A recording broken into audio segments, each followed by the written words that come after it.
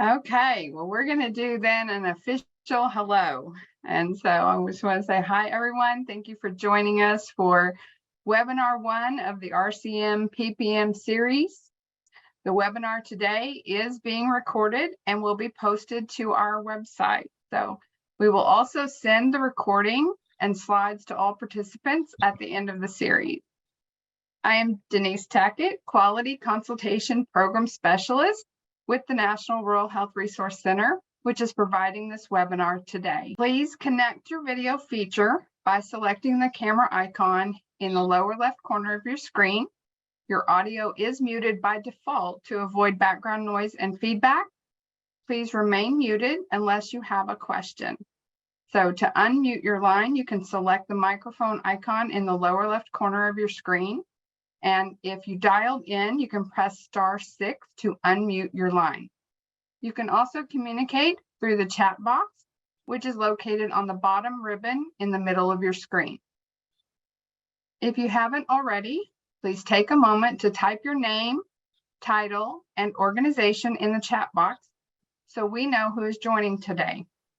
This helps us get a good feel of the audience on the webinar. The National Rural Health Resource Center is a nonprofit organization dedicated to sustaining and improving healthcare in rural communities.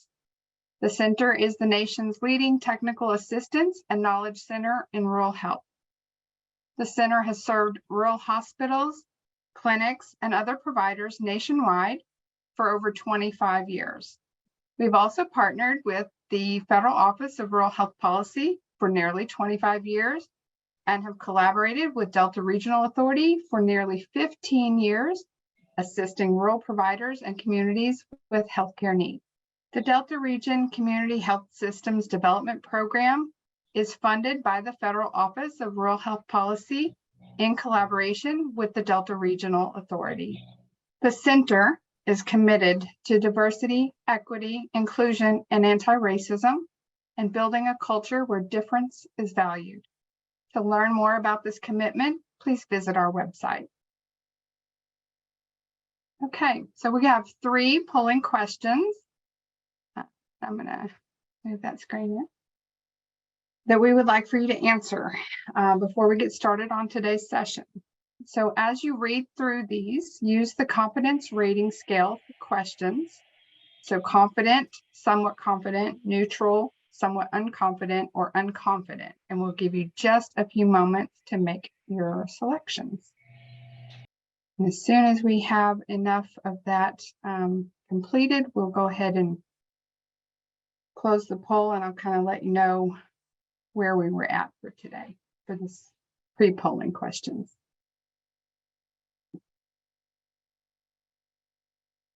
Okay, so it looks like we definitely have some opportunity for learning and growth today. We have about 17% that feel confident and 67% that feel somewhat confident, and we have a few that are neutral and somewhat unconfident. So that's a great mix and gives us a lot of room for growth. So, all right, thank you so much for participating in that poll. Over the next couple of weeks, please join us for the following sessions in this revenue cycle management series. This series does qualify for ACHE continuing education credits. So if you would like to receive credit, Caleb Lazinski will be sending out an email upon completion of the webinar series in which you may fill out and receive those CE credits. In today's session, front and back end revenue cycle management best practices, we will review the top revenue cycle challenges hospitals are facing in today's environment and learn about best practices in the areas of the front and back end of the revenue cycle. It is my pleasure to introduce today's presenter, Clay Morrison. Clay is a member of Forbes's Healthcare Performance Advisory Services Division. He has 5 years of experience providing consulting, financial, and revenue cycle support to health systems, physician practices, and other healthcare providers across the country. He is skilled at leveraging large data sets to support accounting and revenue cycle initiatives and help drive sustainable results. He is experienced in building out measurement and reporting tools for management and designing and rolling out process improvement initiatives within both front and back end revenue cycle operation. Clay, I am going to now turn the presentation over to you. Sounds good. And thanks, Denise. And good morning to everyone else. I do appreciate everyone taking the time this morning for today's webinar and presentation focused on revenue cycle best practices. Today, as Denise mentioned, we will be focused on the front and back end of the revenue cycle specifically, and have just a few other housekeeping items that I did want to talk through before we get into the content. The first one to know is we do have the hour blocked off. So it is roughly a 60-minute presentation, but did want to leave maybe 5 to 10 minutes left over for some Q&A. And if there aren't any questions, happy to give some time back to your day.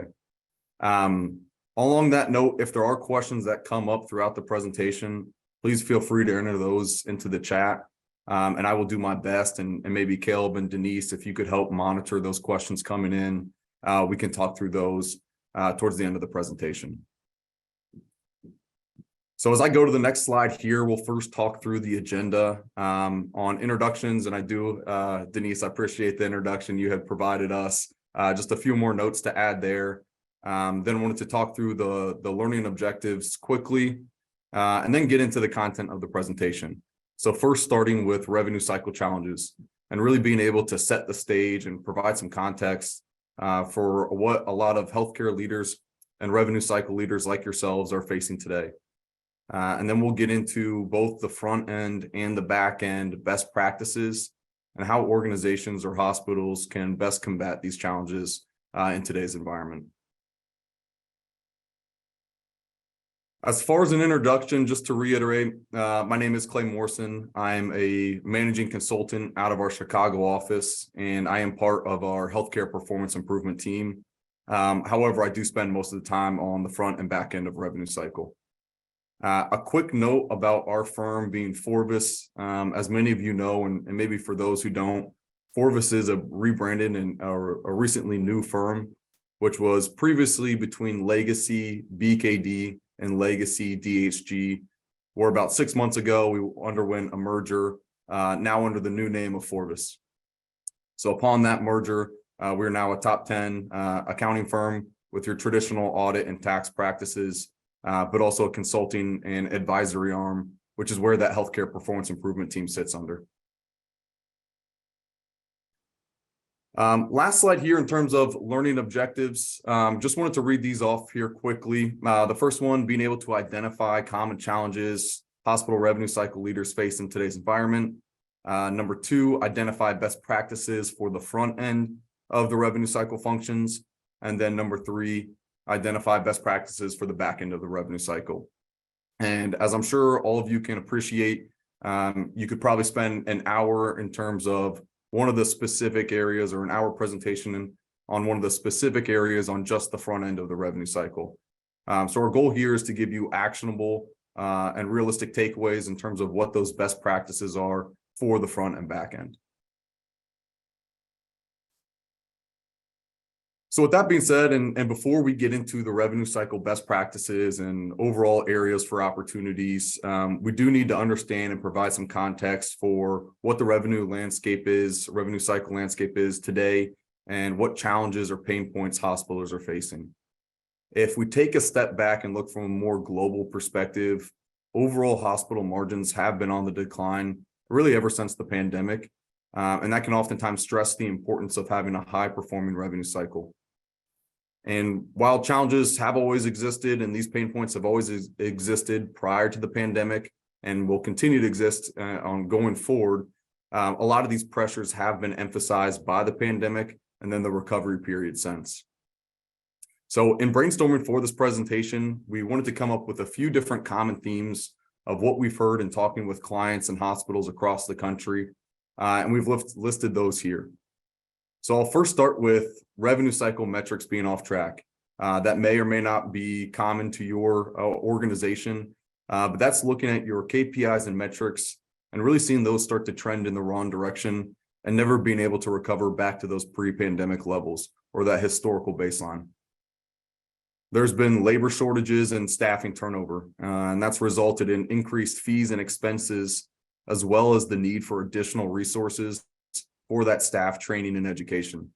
Specific department that we often hear in terms of staff turnover might be that patient access department. So talking through workarounds in terms of that challenge or pain point. We now work in the remote work from home environment. And while that can come with many benefits, when you think of staff satisfaction and employee retention, it does place a higher need and priority in terms of having that transparency or fostering an environment of transparency around what is the staff's productivity and performance, and how can you monitor that on an ongoing basis.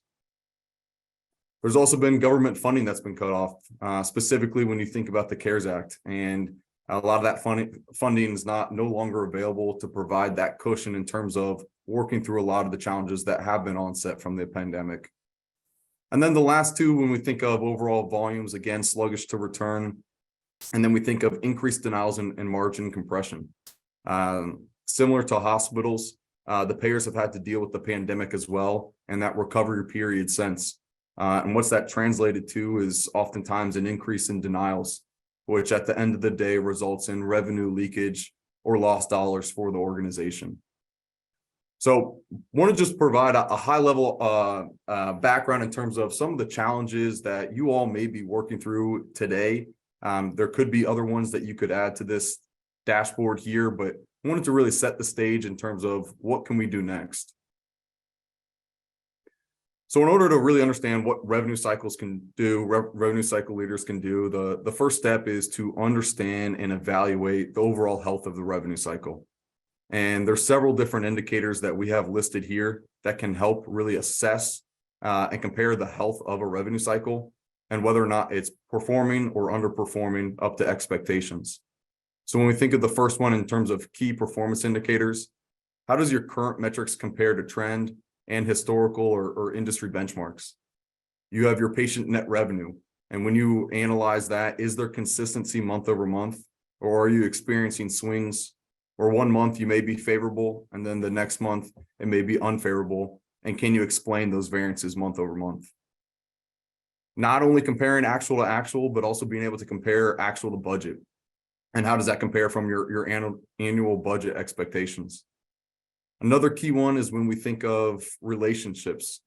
So not only your relationships with your providers, but also the relationships with your management or leadership team, as well as going back to that staff turnover note. And then the last one I'll add here is just the overall ability to adapt or to adjust to the operations. We know working in healthcare, it's an ever-changing environment, but does your organization have that performance improvement mindset to drive those performances and to adapt to the current environment? All of these can play a pivotal role in really stress the importance of a healthier, high-performing revenue cycle. And at the end of the day, added a few bullet points in terms of what do we expect, or what is that end goal? One, it's having efficient reimbursement methods for our services, a reduction in overall errors and confusion among staff, reduced cost and fees, and really overall improved patient experience and being seen as a provider to the community. So I wanted to, again, set the stage in terms of what are the challenges, what can we do to assess the health of the revenue cycle. From here, we'll get into both the front and back end. And first starting with the front end of the revenue cycle. So we'll look at best practices and really start by asking, why is registration so important? And to me, it's really looking at that first bullet point, which is probably the most important, as it is really the first experience a patient can have with the hospital and really sets the tone for that patient satisfaction. But not only that, it does play a critical role in being paid for the services that the hospital can provide. So it really does have that downstream impact, or what you'll hear as a snowball effect. So being able to put those strict processes and procedures up front can help prevent any of those downstream impacts in terms of denials and ultimately increase cash. A really good example that we like to share here is if we think of the hospital billing form on the UB, oftentimes it is made up of over 80 plus different data fields. And patient access or registration is accountable for obtaining over 60% of that. To me, that can be a little bit eye-popping, but is a really good way to reiterate the point that it is important to get those steps and procedures nailed down up front versus reworking those on the back end. Last note that I'll make here is that if we see that chart to the right-hand side, first starting with order entry, really following the life cycle of the account from a patient access standpoint, starting with order entry and ending with patient liability collection. We'll talk through each of these to provide 3 to 4 high-level takeaways and best practices for each of those areas prior to or before we transition to the back end. So we'll start with the first point in the process in terms of patient access, which is the order entry process. And to me, really the main takeaway here is being able to establish relationships with your providers and to be able to communicate those downstream impacts of what the order entry process is, as well as the revenue cycle as a whole. That can be shown in the first 2 bullet points that we look at here. In one, being able to communicate expectations of timely order entry, as well as being able to establish policies, procedures, and overall physician buy-in for when requiring signatures. So that's working and communicating those expectations not only to your registration staff, but also providing those expectations to your providers. And that can be done in working with the providers directly or establishing a relationship with the CMO or chief of staff. The other takeaway here is to set your staff up for success through the use of building out templates and tools when you start to think through that downstream impact. One of the more prominent areas, at least from a patient access standpoint, is around authorizations. So we can start that initial process to really streamline the authorization process through the order entry. And that can be implementing different options for both your routine versus your stat procedures and how that gets documented on the order. The other downstream impact would then be your patient liabilities. So even upon order entry, you can start to calculate what that patient estimate might be by developing a CPT code description based on your most commonly performed procedures. And again, so that can be on the downstream working through and calculating your patient estimates both accurately as well as efficiently. Insurance verification, really understanding what the organization's insurance verification process and documentation looks like. And we do understand that this may differ from organization to organization, but being able to implement strict processes and documentation upfront so that you can prevent those denials and rework on the back end. A few examples of what that strict processes and documentation may look like is in the form of a standard operating procedure or SOP. It also might be a checklist. And what those checklists and documentation might include in terms of best practice recommendations are 1, procedures for the use of technology. So that's armoring your staff. So when they're going through the different insurance verification portals, the electronic eligibility portals, payer websites, and knowing do they have access to it, and overall payer rep contact information. It might also include instructions for efficient workflows. So when you think of that batch launch that we have highlighted here on the 3rd bullet point, it's really being able to streamline that insurance verification process so that you aren't working one by one and instead can leverage some of the more tools or technology that is available. The 3rd one that we have mentioned here is overall screenshots, so documentation of accepted insurance cards. Oftentimes when we do assessments or work with staff, we hear the term that they know how to work based on working knowledge, or it's based on memory. And while I do appreciate that, oftentimes you can get into a situation where you have new staff coming on board. So being able to provide those screenshots, not only of the accepted insurance cards, but as the process of a whole, so that you can really train the trainer and have that documentation. So I'll just reiterate last point here as far as insurance verification is that the documentation is key. And really anytime that you can move away from your manual or paper-based processes and more towards your electronic record keeping within the EHR, you are following best practice.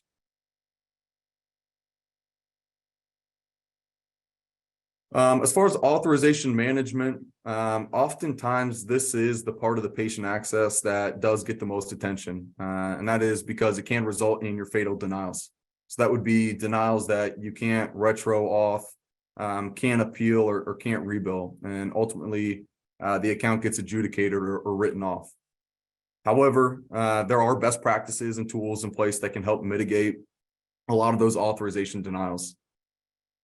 One of the most common strategies that we often recommend and does follow best practice would be developing an authorization dictionary or authorization matrix.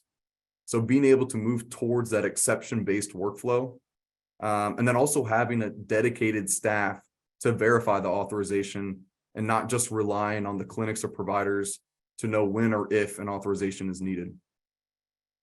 That authorization matrix, I will admit, will take some additional time upfront to implement, but can save time and denials on the back end, and can really be as simple as looking and listing your most commonly performed procedures, as well as all of your payers, and listing yes or no on whether or not an authorization is needed. The other piece in terms of authorization is really establishing as an organization what your financial clearance policy is. So what steps are required in order to move forward with scheduling the patient? Best practice recommends rescheduling patients if an authorization has not been obtained. But are the staff aware of that? And is that documented within policies and procedures to support that financial clearance process? The other piece that oftentimes gets neglected is on your inpatient authorizations. So being able to include UR or case management within those financial clearance discussions, really for more of your high dollar services. So if you think of your inpatient or inpatient surgeries, being able to have or incorporate UR and case management, and also have them perform account checks prior to billing, really to ensure that the authorization has been obtained and is on file. And then the last piece here, and not only is this specific to authorizations, but as patient access as a whole, is being able to provide feedback. So anytime an authorizations is a great example here that you can pull reporting or data out of a system and begin to trend denials. The next step would be to provide that feedback to the patient access leadership as well as the staff, so they can undertake that staff training and education. As far as appointment scheduling, maybe a little more straightforward, but the process leading up to appointment scheduling follows that financial clearance. So best practice is to establish a minimum of 3 requirements prior to reaching out and scheduling with the patient. Those 3 requirements are listed up top. So that would be a signed provider order on file, documentation that insurance and benefits have been verified, and then documentation that an authorization has been obtained and again is on file. Those all should take place in terms of that financial clearance process prior to scheduling with the patient. But in terms of recommended priorities during the scheduling process, best practice does recommend establishing multiple points of contact with the patient, as well as different methods of contact with the patient. So most hospitals and organizations will operate under the traditional phone call method and reaching out to the patient and having those outbound phone calls. But in today's day and age, there's also emails or other technologies such as texting available to really send out those appointment reminders. The other piece is really using the scheduling as you come in contact with the patient to set expectations with them. That can be reaching out via phone call and discussing various no-show policies that your organization might have. Or if there is a reschedule that needs to occur, having that conversation. And the last piece I'll mention there, as far as setting the expectation, it's also setting the expectation around your upfront or point of service collections. So making that transparency and communicating those estimates as early and frequent as often.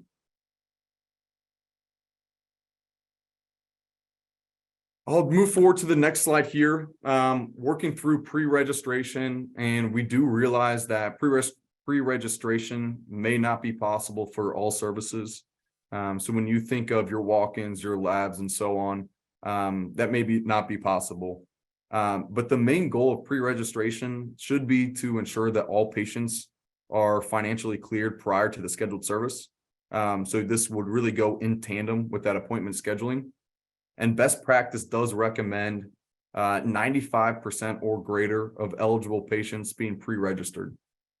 There's also that pre-registration, that process should occur at least 2 to 3 days prior to service. So it's really using this pre-registration process as a safety net to go through all the different documentation steps when you think of authorization, pre-care deposit, and financial assistance applications.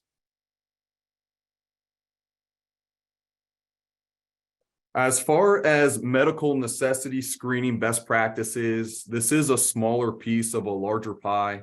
But as you all know, this can play a pivotal piece or a pivotal role in terms of determining more of those fatal write-offs. So medical necessity is really about incorporating technology to verify if a patient has met medical necessity. This can be completed for or both by your front end or patient access staff for more of your outpatient services, as well as UR and case management for your inpatients. And from there, it's developing a policy and procedure and ultimately a decision tree for how to handle if a patient has not met medical necessity and if the service needs to be rescheduled.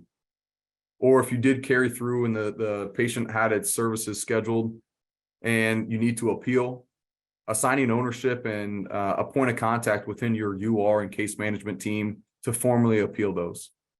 So it is really a coordination in terms of that medical necessity, in terms of your concurrent denials, that you can work alongside with your case management or utilization review.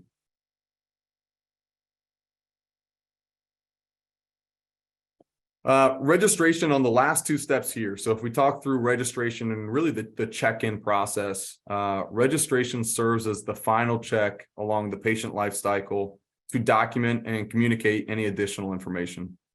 Best practice would be upon registration to develop a full comprehensive checklist. That would be for all internal staff and for all processes of all types of patients, whether it's your inpatient, outpatient, or emergency services. And then being able to effectively communicate that across your entire staff as an organization. The second piece would be implementing a process that requires all of your registration staff to also conduct a full registration. So yes, a lot of this information may have been collected during the scheduling or pre-registration portion, but being able to verify previously recorded information can oftentimes work as a checks and balances and result as a way to decrease denials. The other piece is, as we talk through on the next slide here as well, on your patient estimates, is ensuring that patient or price estimates are followed up on at the point of registration. So being able to have that open dialogue with the patient as consistent as possible. There's also a piece here, if we think from an internal standpoint, is performing full registration quality audits. And this is a good point where we're at the final stages upon that check-in process for your registration staff to have someone take ownership within your patient access department in terms of leadership to be sampling accounts. So reviewing staff's accounts, and where it is recommended to review anywhere from 5 to 10 accounts per staff per week, and being able to provide that feedback in real time to the staff so they can have that educational benefit.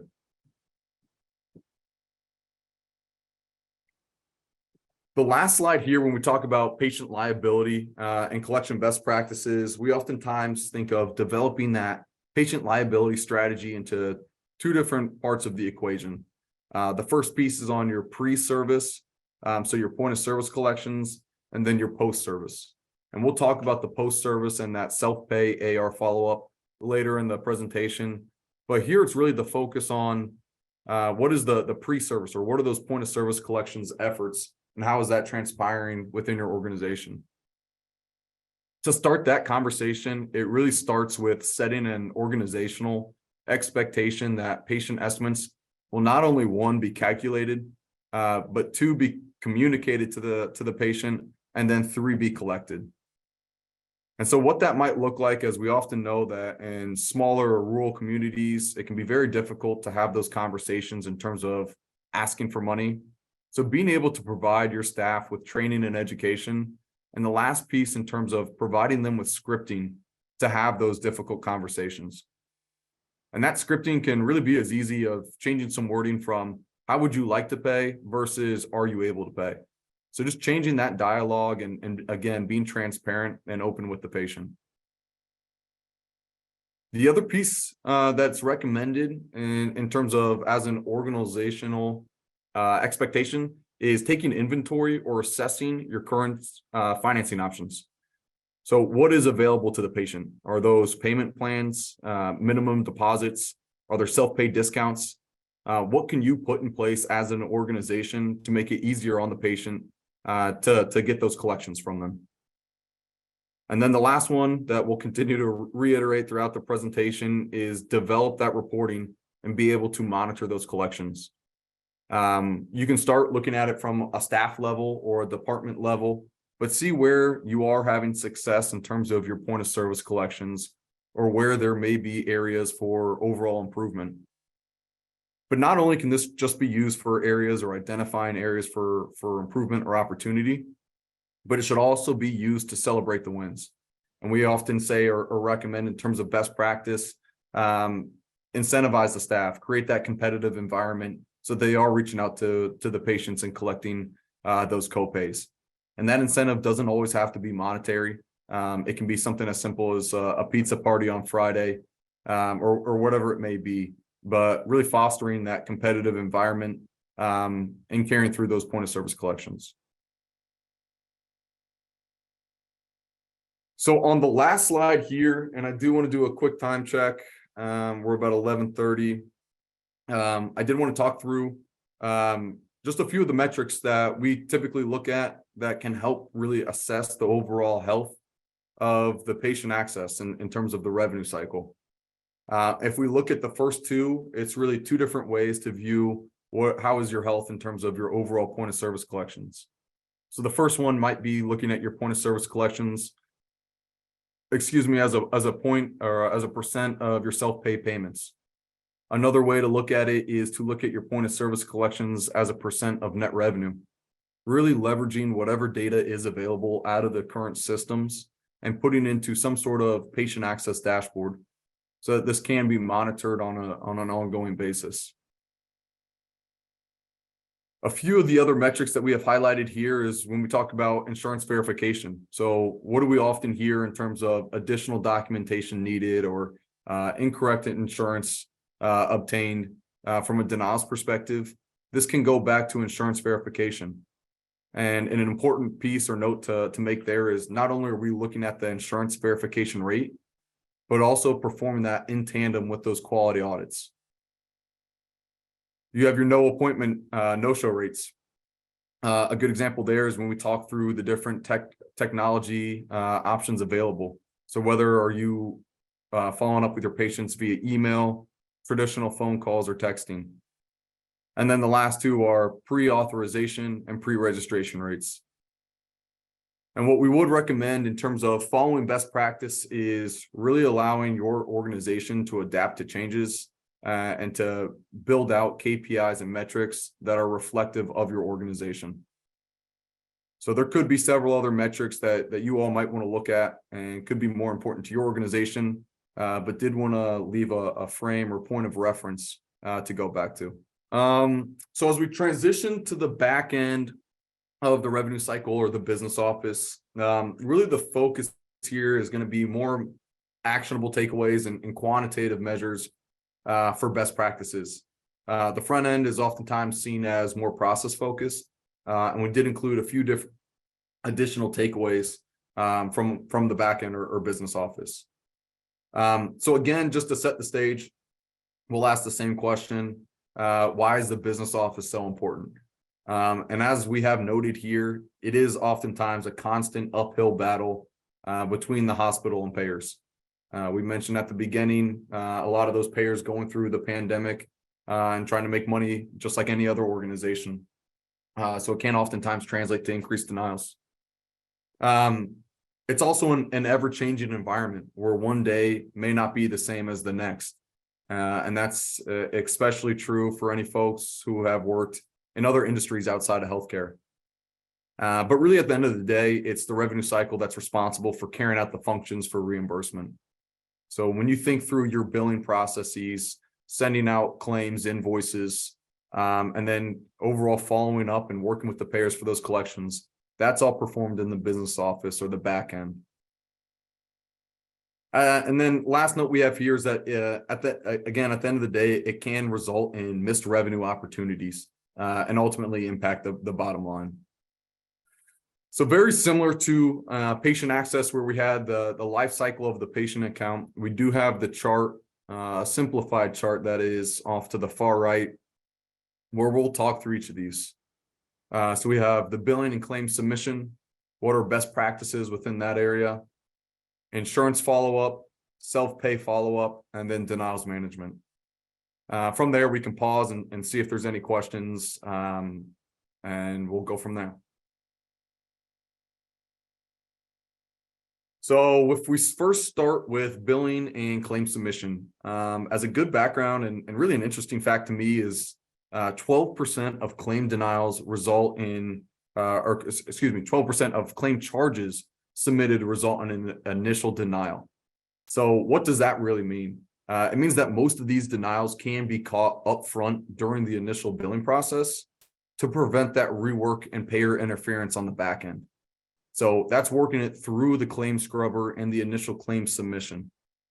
And so we've highlighted a few best practices, first starting with your reporting. And a lot of this reporting from a claim or claim submission standpoint is already built into the system.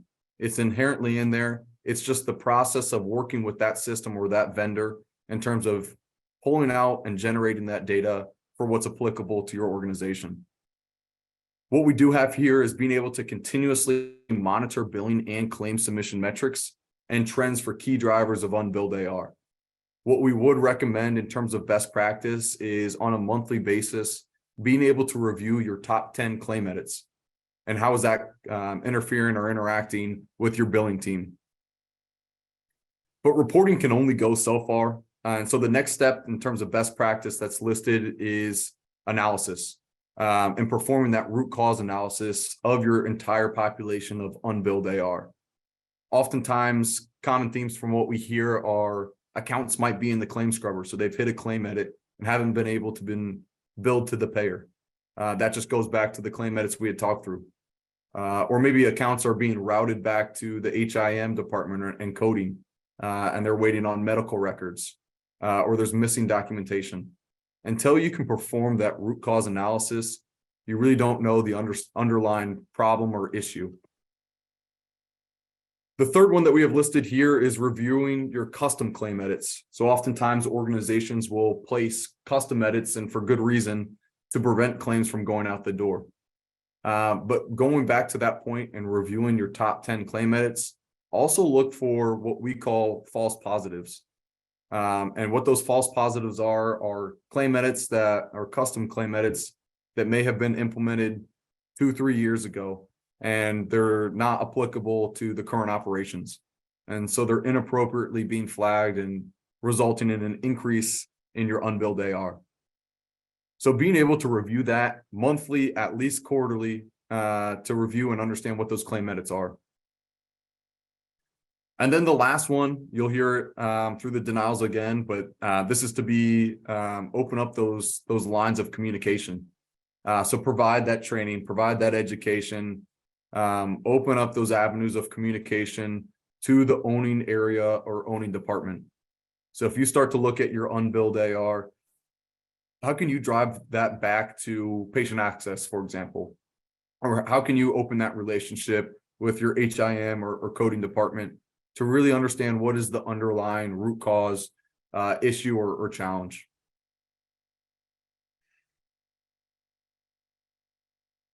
So for the insurance AR follow-up, two of the challenges that we had talked through at the beginning of this presentation is one, having that work from home, lack of transparency, limited visibility into productivity and performance.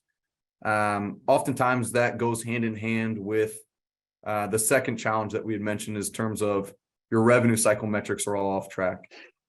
There's several different best practices that could be implemented specifically around your staff productivity that can help shed light in terms of insight into staff productivity and performance. The example that we have here on the screen is a simplified version where on the left-hand side, you do have the staff name, the benchmark of weekly accounts that can be followed up. So in this case, that's a benchmark of 285 accounts. And then per staff, the number of accounts worked per week and being able to trend that week over week. You're always going to have times where staff are out of the office or for whatever reason working on special projects. But as many of you might be in that remote environment, being able to establish that productivity, whether they are working from home or in the office at the hospital, being able to establish that productivity to really drive that performance improvement. If you have a backlog in AR, well, do you have the enough resources or are you working enough accounts to drive that inflow down? But it also requires not only tracking the number of accounts being touched, but also the quality of the touch. And best practice would recommend developing a quality audit scorecard. Very similar to how you'd sample accounts on the front end through patient access, you'd go through that same process on the back end. So it'll provide that insight into individual staff quality and efficiency of what's considered a productive touch. The other point worth noting here is oftentimes organizations will outsource their collections and follow-up functions to an outside vendor. But being able to perform this quality audit is also recommended on your vendors. Really being able to view your outside billing vendor or outside collections vendor as an extension of your organization staff can really start to monitor and track areas for improvement. So that's helpful in terms of being able to track and quantify what productivity is, as well as the quality of the touch. But the next phase here is understanding how can we increase productivity. And this is less focused on reporting and metric driven, and instead more process focused in developing a structure for your work queue redesign, prioritization of accounts, and account documentation. So if we first think of that work queue structure, it's really being able to establish clear and defined roles. Oftentimes we'll hear it's broken out in terms of their staff responsibilities of being payer or alpha split, but being also able to assign backup roles in case of emergency or folks being out on PTO. There's prioritization of accounts. So how are you scoring or working those accounts? And creating a structured workflow for all staff. Maybe on Mondays and Tuesdays, you'll work high to low. And on Wednesdays, Thursdays, you'll do oldest to newest. But developing that structure in terms of how accounts are being prioritized. And then the last one is on account documentation, is creating templates within the EHR system for when you are adding notes. We don't want staff spending too much time on one individual account, but instead raising the hand if there is an issue, whether that's to the team lead, supervisor, or leadership team. On the self-pay AR side, just a few more notes here that I wanted to run through. We've talked through the insurance follow-up side, but oftentimes the self-pay or that post-service part of the equation for your patient liability oftentimes gets neglected. Everyone thinks through the point of service collections, but whether this is outsourced to an early out vendor or handled internally, this is the second piece of that patient liability. So in order to develop a comprehensive patient liability or follow-up strategy, there really needs to be three components. The first one is on patient billing. So that's the process of generating patient statements and developing a patient contact strategy. So within your patient statements, being able to take inventory and understand, are my patient statements consolidated and are they consistent in terms of messaging to the patient on what's owed? From a follow-up standpoint, is there any account segmentation or scoring? So leveraging that account segmentation to identify the likelihood of a self-pay patient being able to pay. And then what does that contract strategy look like? So engaging with the patients on a standard and consistent statement cycle. And that would also include letters, phone calls, texting, etc. The second piece of this is on your self-pay AR management. and is really the reporting and monitoring of your self-pay AR. The few notes to add there is being able to trend that reporting out, not only by aging bucket, but also by your two different populations of self-pay. So looking at your true self-pay AR or your primary self-pay patients versus your self-pay after insurance.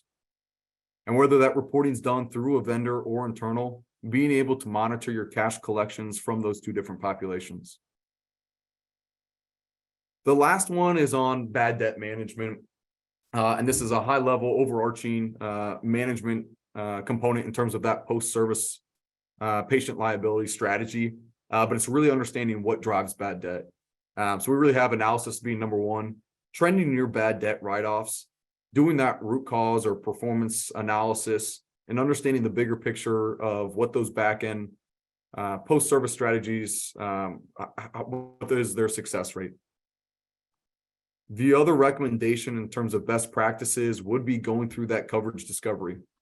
So again, whether that self-pay AR is followed up through internal resources or that's done through an early out vendor, allowing a period of time for those accounts to be reviewed for insurance discovery or financial assistance opportunities prior to placing those accounts with the bad debt collections vendor. Last few slides here as far as denials management. As you can see, there's a lot at stake. Everyone knows it from a denials management standpoint. And we can just look at the three different factors that are listed here. From a financial impact standpoint, over 3% of hospitals' net revenue have been lost due to claim denials. That equates to roughly around $5 million on average to hospital net revenue lost due to those claim denials. And then you get into the cost of the rework. So on average, there's about $120 to formally appeal a denied claim.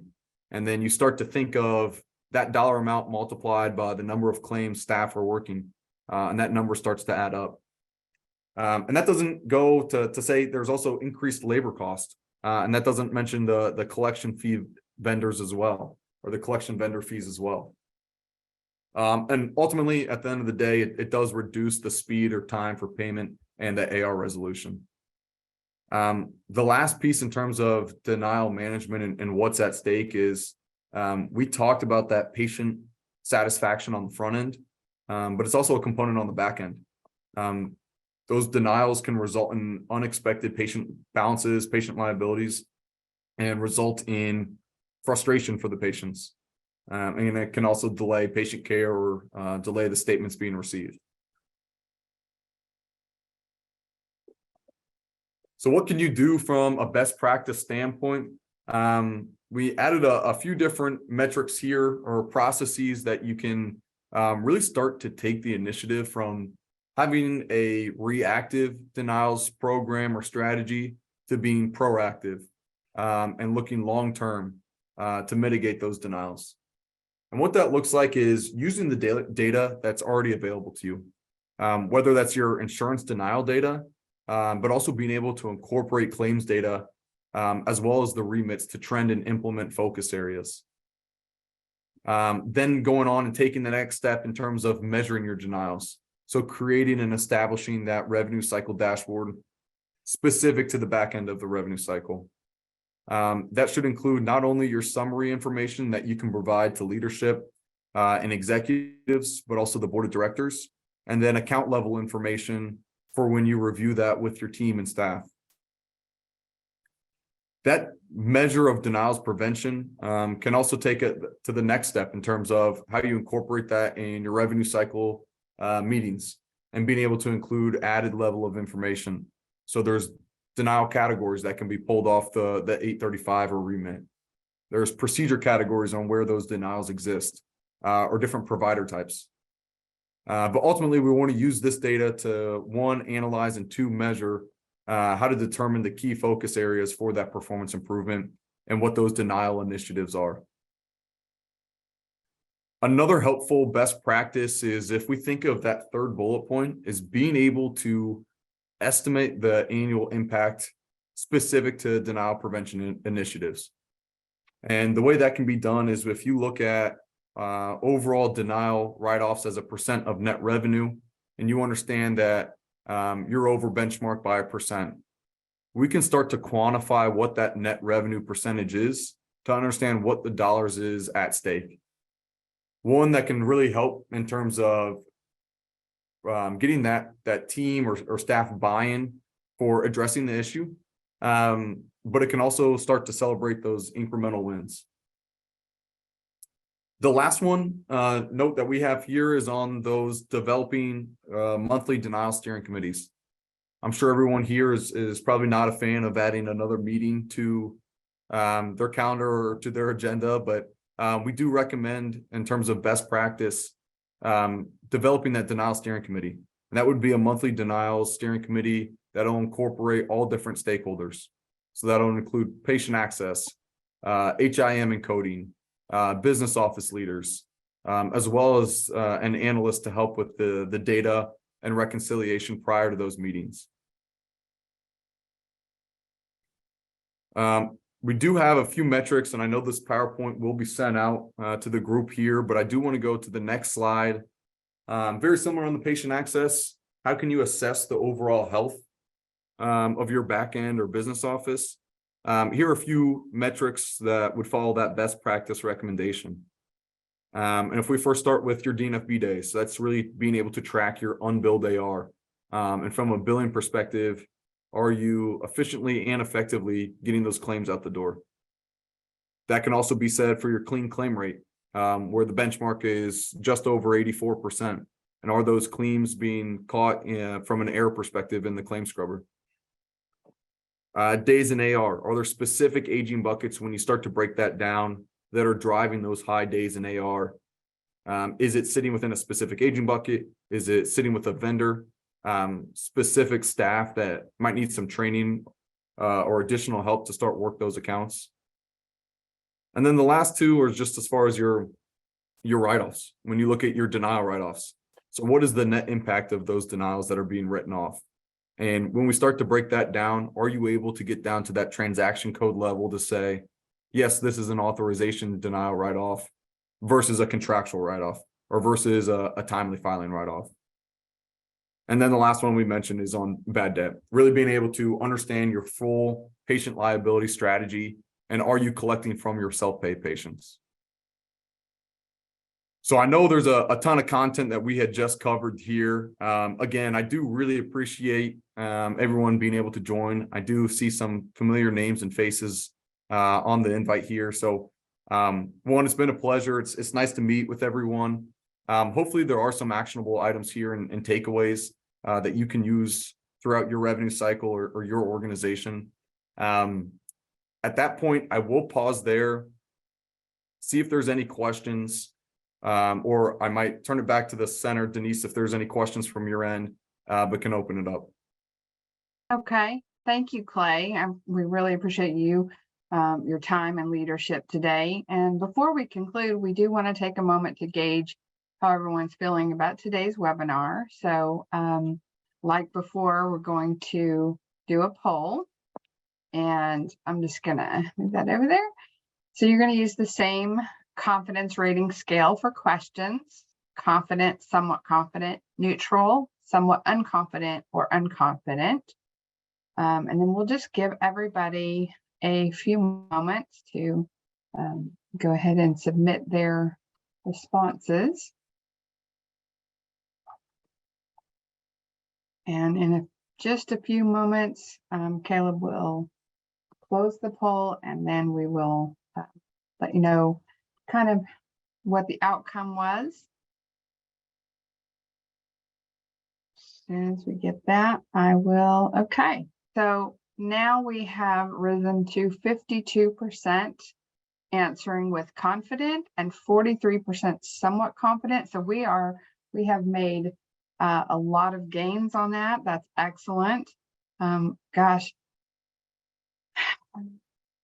I think now we're going to go ahead and open it up for discussion and questions. So please type your questions into the chat box or unmute the line to ask your questions. And I will say, if there are any questions, and if you let this presentation digest and once you're able to read through it, if there are any questions, and please feel free, Denise, if it's to reach out through the center, And we're happy to answer those, but did want to make ourselves available. Absolutely. We've got just a few minutes left, so if anybody is having a question and you're considering, go ahead and put it in that chat box. We'll give you just another minute to see if we've got some burning questions. I know for me personally, I do sometimes have to digest the information and then try to figure out how it applies, and then the questions arise. So you are correct, Clay. They can always reach out to us after the fact, and that's wonderful. Okay, so I guess we're just gonna thank you again, Clay, because your time and your expertise today is invaluable. And I want to also thank you to all the Delta program participants for joining us. We hope you found this session beneficial. And as always, please do not hesitate to reach out to us at the center with any additional questions. And we hope you will all join us next week for the second session, Middle Revenue Cycle, Best Practices and Social Determinants of Health. So that one should be a really interesting to include that social determinants of health. Hope everyone, do we have a question? Let me look real quick. Yeah, it looks like we might have a question in the chat box. Hold on just a minute. Yeah, I can take that one. Okay. So I think the question here, DNFP benchmark was around 3 that we had presented on the slides. Do you have any data showing average DNFP is smaller at critical access hospitals or facilities versus larger? So that from what we use, yes, the answer would be yes. There are different benchmarks in terms of the sample size, and it is largely based on the size or range of net revenue. So whether an organization is 0 to 100, 100 to 200, and so on. Jamie, I'd be happy to connect with some of the benchmarks we have. Denise, I do want to be cognizant of the center. So however, Denise, that relationship works out best, but happy to provide those if possible. Absolutely. If we can just contact the center first, and we'll be happy to forward the information and the questions and get it back to you quickly. So works good. Okay. And I'm going to give just another second, since that one kind of came in a little bit late. So maybe we can make sure I don't want to cut anyone off. And we've got just under a minute left. So we'll give you guys just a second here and make sure no other questions are coming up.